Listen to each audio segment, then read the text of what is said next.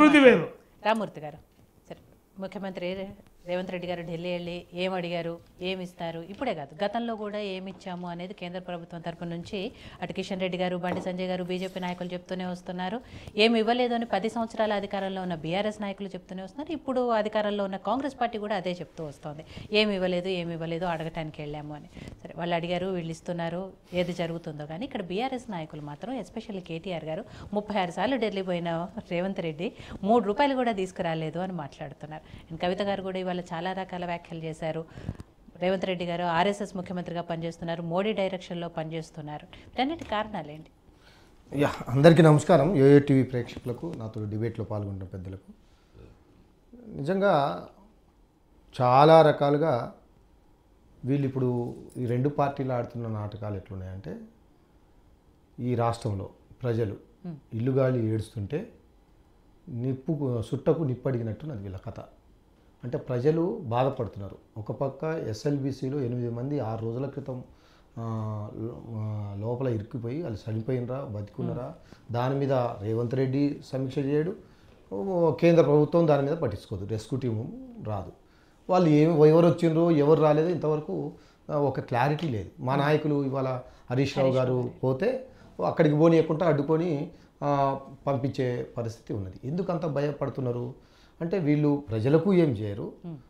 మిత్రుడు మాట్లాడుతూ ప్రజల పక్షాన ఉన్నాము కాబట్టే ప్రజలు మా దగ్గరకు వస్తున్నారు, ప్రజలకు ఇచ్చిన హామీలు నెరవేర్చాలని మేము కోరుతున్నాం. మేము ఇప్పుడు మా కవితక్క గారు అన్నది కూడా మా మీద లేనిపోని నిందలు పెట్టి ఎవరో చచ్చిపోతే మా మీద కేసులు పెట్టి మమ్మల్ని బదనాం చేయాలని ఒక కుట్ర ఆర్ఎస్ఎస్ ముఖ్యమంత్రిగా ఉన్న ఆ జీన్స్ నుండి వచ్చిన రేవంత్ రెడ్డి వ్యవహరిస్తున్నాడు. ఎందుకంటే మోడీ దగ్గరికి పోయినప్పుడల్లా రూపాయి అయితే ఈ రాష్ట్రానికి లేదు. అంతకుముందు ఏమన్నాడు, కేసీఆర్ గారు మోడీ గారితో మంచిగా ఉన్నప్పుడు ఈ తెలంగాణ రాష్ట్రం కొత్త రాష్ట్రం నిధులు ఎక్కువ రావాలని కేసీఆర్ గారు ఒక 4 సంవత్సరాల దాకా చాలా దగ్గరగా ఉన్నారు. అయినా సవితి తల్లి ప్రేమ చూపెడుతున్నాడు. అందుకనే మోడీ గారికి తెలంగాణ రావడమే ఇష్టం లేదు. ఆయన ఎప్పుడైనా తల్లిని చంపి బిడ్డను బతికించారని ఒక తీవ్రమైన విమర్శలు చేశారు.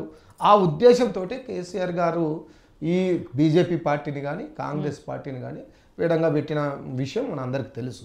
ఇప్పుడు కూడా అదే జరుగుతుంది. ఇప్పుడు ఏం చేస్తున్నాడు రేవంత్ రెడ్డి, రాహుల్ గాంధీ మాట వింటుండా, ఇటు ప్రధానమంత్రి మోడీ గారి మాట వింటుండా అర్థం కావడం లేదు. మోడీ గారి కనుసరణలో పనిచేస్తున్నట్టే కనబడుతుంది. అందుకే బడే బాయ్ అంటాడు. దావోస్కు పోయి ఆయన శత్రువైన ఎవరు రాహుల్ గాంధీకి బద్ధ శత్రువుగా వ్యవహరిస్తాడు. ఆయన ఆధార్ని పట్టుకొని కౌగులించుకుంటాడు, ఆయన దగ్గరికి వస్తాడు, ఆయనకు 100 కోట్ల నుంచి ఆయన దగ్గర నుంచి 3 పుళ్ళు తీసుకుంటాడు. మళ్ళీ మేము ప్రతిపక్షం గట్టిగా మాట్లాడటానికి వెంటనే రాహుల్ గాంధీ గారు తిట్టడం వల్ల మళ్ళీ వెనక్కిస్తాడు. 12,500 కోట్ల రూపాయలు పెట్టుబడులు ఇస్తాడు, ఆ కాంట్రాక్టులు ఇస్తాడు. ఇవన్నీ మోడీకి సంబంధం ఉండి మోడీతో తెలుసుకొనే ఇవన్నీ ఆయనకు ఆదానికి చేస్తున్నాడు రేవంత్ రెడ్డి అని చాలా క్లియర్గా వాళ్ళ పార్టీ నాయకులే చెప్తున్నారు. కాబట్టి ఒకసారి పోయాం రేవంత్ రెడ్డి ఎవరి దగ్గరికి పోయి, రాహుల్ గాంధీ దగ్గరికి పోయి మా మంత్రులే నా మాట వినడం లేదు, నా పరిస్థితి బాగలేదనో ఒకసారి వస్తుంది. ఈరోజు ఏమొచ్చింది, మా మంత్రులు చాలా బ్రహ్మాండంగా పనిచేస్తున్నారు అని ఈరోజు వచ్చింది. అంటే ఏం చెప్తున్నాడో అర్థం కాని పరిస్థితి. అరే, ఒక పక్క 8 మంది చనిపోతుంటే నీకు ఎలక్షన్లో ప్రచారం కావాలనా, లేదా మోడీని కలవడం కావాలనా, వాళ్ళని బతికించడం కావాలనా, దేనికి నీవు ప్రయత్నిస్తున్నావు? ప్రజల ప్రాణాలంటే నీకు లెక్కలేదా? కాబట్టి ఇది చాలా ఈ దుర్మార్గమైన చర్యల్ని వీళ్ళిద్దరు 2 పార్టీలు కలిసి ఆడుతున్న నాటకాలు.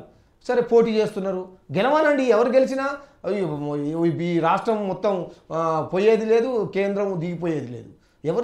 మీరు పోటీ చేస్తున్నారు, గెలవడానికి ప్రయత్నం చేస్తున్నారు, గెలవండి. మీరు ఇద్దరు తోడు దొంగలే, ఇద్దరు చీకటి దోస్తులే, ఇద్దరు ఒక తాను పోసలే. కాబట్టి మీరిద్దరూ కూడా తెలంగాణ ప్రజల్ని ఏమార్చాలని చూస్తున్నారు.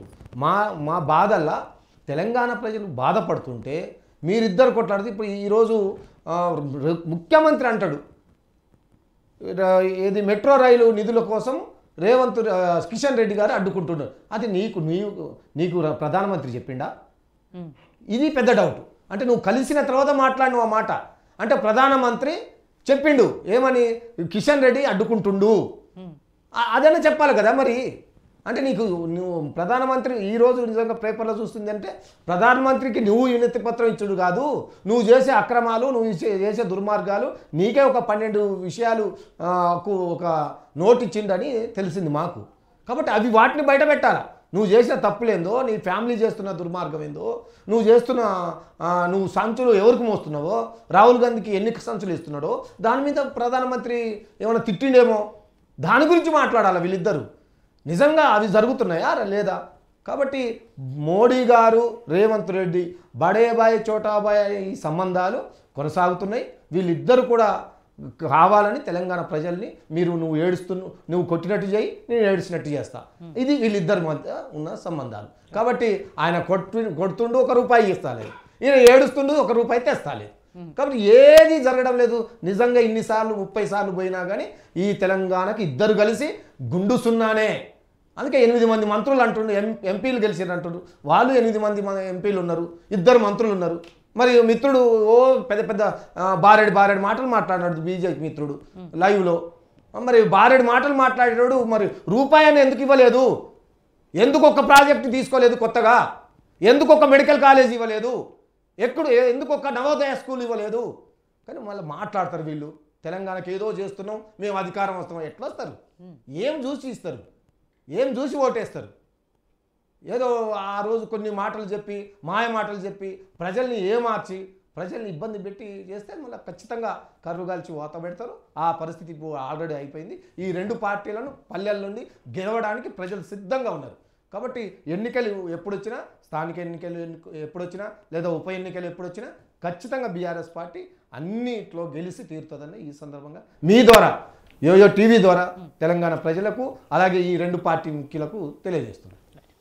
రామ్ గోపాల్ గారు, రేవంత్ రెడ్డి గారి ఢిల్లీ టూర్కి కారణాలు ఏంటి అనేది 3 పార్టీల వర్షన్ విన్నారు. ఎందుకు వచ్చారు, ఏమి ఇచ్చారు, ఏం జరుగుతోంది,